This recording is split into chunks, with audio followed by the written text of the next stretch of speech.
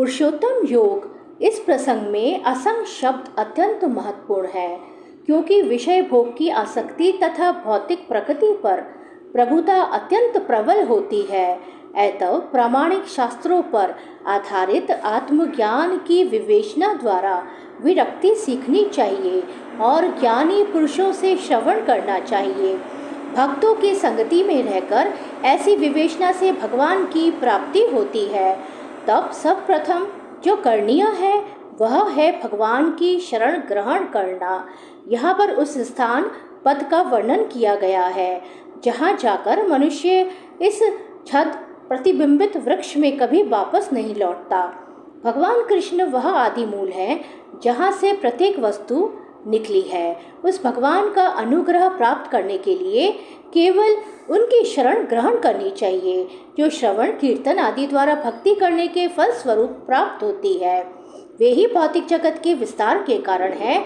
इसकी व्याख्या पहले ही स्वयं भगवान ने की है।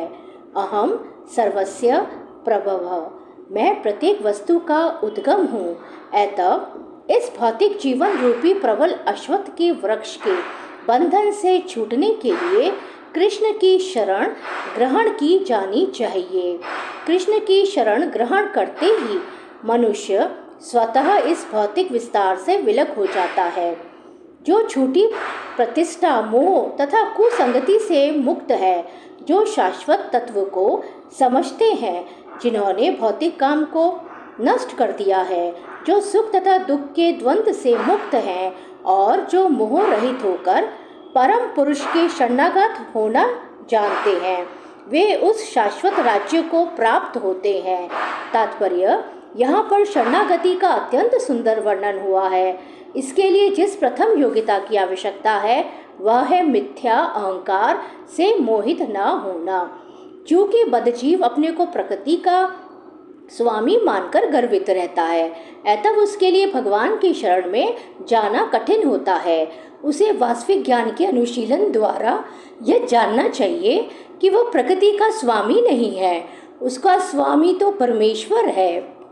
जब मनुष्य अहंकार से उत्पन्न मोह से मुक्त हो जाता है, तभी शरणागति की प्रक्रिया प्रारंभ हो सकती है। जो व्यक्ति संसार में सदैव सम्मान की आशा रखता है, उसके लिए भगवान के शरणागत होना कठिन है। अहंकार तो मोह के कारण होता है, क्योंकि यद्यपि मनुष्य यहाँ आता है, कुछ काल तक रहता है और फिर चला जाता है, तो भी मूर्खतावश यह समझ बैठता है कि वही इस संसार का स्वामी है। इस तरह वह सारी परिस्थिति को जटिल बना देता है और सदैव कष्ट उठाता रहता है। सारा संसार इसी भ्रांत धारणा के अंतर्गत आगे बढ़ता है।